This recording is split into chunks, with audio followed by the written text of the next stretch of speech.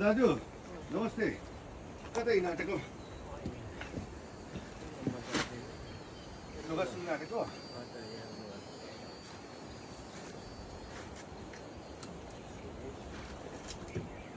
राम्रै छ दाजु? राम्रो हुनुहुन्छ?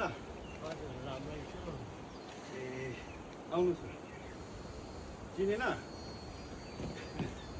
राम्रोसँग हेर्नु, आँखा अलिक राम्रो देख्दैन। आँखा टाढो नजिक छुट्याउनु साह्रो छ, अल्गो होल्छु। बस्नुहोस् न।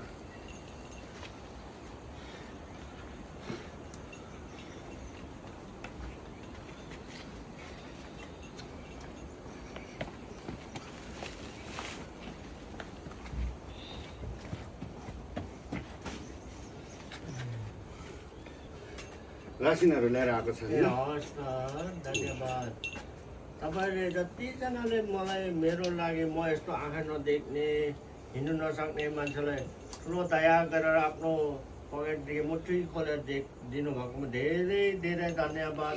मेरोदेखि अब मेरो हृदयदेखि नै म आशीर्वाद दिन चाहन्छु। र तपाईँहरू हुनुहुन्छ र मेरो लागि चाहिँ आमा भयो भने, बाउ भयो भने, दाजुहरू भयो भने तपाईँहरू नै हुनुहुन्छ। अब किनकि मलाई रासिन पानी खानुदेखि लिएर लुगा फाटा भयो, त्यहाँदेखि मलाई दबाईको लागि मोबाइल ल्याइदिनु भयो, त्यसको लागि धेरै धेरै धन्यवाद भन्न चाहन्छु सरलाई। हुन्छ। यहाँ तेल दाजु, ए रासिनहरू सक्यो होला नि दाजु? हजुर, रासिनहरू सक्यो होला नि?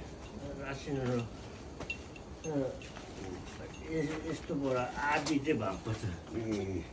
लु यहाँ यो चिया पकाउने साबुनहरू, दालहरू, चानाहरू छ ल? हजुर, ए हुन्छ, धन्यवाद। अन्त यहाँ तपाईँ छिटो छिटो पकाएर खाने म्यागीहरू, के खाजाहरू छ, अन्त लुगा धुनेको साबुनहरू छ ल? हजुर, धन्यवाद। अन्त चामल, अन्त बर्खा मासीमा अब हामीलाई पनि टाइम टाइममा आउनु साह्रो पर्दो रहेछ, बेला बेलै बाटो बिग्रिँदैछ नि। हजुर हो नि। त्यही गर्दाखेरि अब चामल चाहिँ हामी अलिक धेरै गरेर पुऱ्याइराखेको ल? ए हुन्छ। हिजोअस्तिको पनि अलिकति छ अरे होइन? हजुर अब त्यसले अब दुई महिना जति त थाम्छ होला हजुर, थाम्छ। ल, किनभने बर्खा मासीमा अलिक साह्रै पर्दैछ। हजुर हो नि। अब यहाँ त खोला, रोड त पुरा खोला बग्दैछ।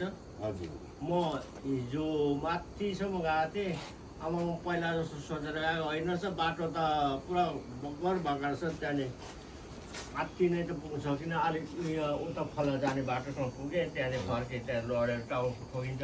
ए बर्खा मासीमा नहिँड्नुहोस् दाजु ल? त्यहाँनिर जाँदा यता पहिल्यै उयो लडी गएँ एकखेप, त्यहाँनिर र पनि जान्छु, त्यहाँ बाटो पनि हेरेँ, त्यहाँ स्टेपहरू बनाएर त्यहाँनिर उयो रोड लगेर खनेर त्यहाँदेखि म आफै साह्रो पर्छ, त्यहाँ बनाएँ त्यहाँ। अहिले नि दाजु हजुर बर्खा मासीमा नहिँड्नु ल, घरमै बस्नुहोस्, रासिनहरू घरमै ल्याएको छ, त्यो पकाएर खानुहोस् ल? ए हवस्, हुन्छ, किनभने बर्खा मासीमा चिप्लिन्छ, अझै जान चोट परिन्छ ल? हजुर हुन्छ हुन्छ। हुन्छ। अन्त के साह्रो पऱ्यो भने फोन ल्याएको छ, अब कल गर्नुहोस् ल, नम्बर छ होइन? ए हजुर ल हुन्छ। हुन्छ। ल ल, आँखा पनि पुरा कमजोरी भएछ अब। आँखा धेरै नै कमजोर भयो। ल ल, हुन्छ दाजु, यो राम्रोसँग। मेरो ब्रेन अपरेसन गरेर हो कि न, अब बुढो पनि भएकै हो। कति उमेर भयो? अब 53 हुँदैछ। नि अब मेन चाहिँ अब त्यो होला, अब टाउकोमा लडेर प्यारालाइज भयो हो, आँखा यो भएर होला। तर पनि के हुँदैन, अब बिस्तारै बिस्तारै हिँड्नु पनि अलिक सक्छ, आँखा पनि देख्छ ल? हजुर। अब सबैले मर्छ भनेर मर्दैन मर्दैन, माया मारेको। कहाँ मर्छ? मर्दैन। ल दाजु, मर्ने र बाँच्ने हामी मान्छेको हातमा छैन। माथिको सबै माथि हो त। अब लेखाला भावी मेटालाको अब भावीमा के लेखेछ त्यो पुग्नै पर्छ, मर्नै पर्छ। नमर्ने अझ मरि कुनै पुग्को छ र त्यति त चाख्नै पर्छ, मर्नै पर्छ। तर पनि अब उनी छ उनी जल होइन, हजुर मिलिजुली खाउँला ल? हुन्छ। हजुर ल ल दाजु, यो चाहिँ हाम्रो सबै साथीभाइहरूको तर्फबाट एउटा सानो खुसी ल? हजुर, धन्यवाद। हुन्छ। सबैलाई म धन्यवाद भन्न चाहन्छु। सबैलाई आशीर्वाद पनि दिनुहोस् ल? हजुर हुन्छ। सबभन्दा कुरा तपाईँहरूको आशीर्वाद हो हजुर ल? आशिष दिनुहोस् ल।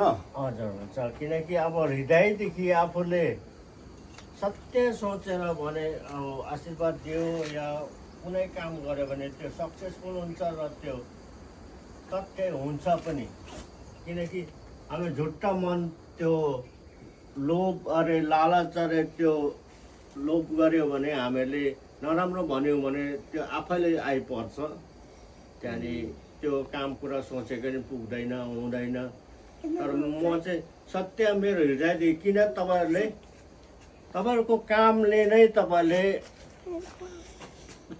बताइहाल्नु भएको छ हजुर रासिन पानी ल्याइदिनुहुन्छ तपाईँले यसरी तेलहरू ल्याइदिनुहुन्छ त्यहाँदेखि मलाई मोबाइल चाहिँदा मलाई इमर्जेन्सी अब कराउँदा सक्दैन कुदाउँदा हिँड्नु सक्दैन अब कराउँदा झन् यहाँ हुँदैन हात्ती आएर यहाँ बोलाएर ढुट्टो भालुले खाएर त्यहाँदेखि हात्तीले खाएर त्यहाँदेखि अझै हल्ला गर्नु अझ कराउनु चाहिँ कराउँदैन बरु हल्ला चाहिँ गर्छु भने त्यहाँ टिनका एउटा ड्रम थर्काउनु सक्दैन।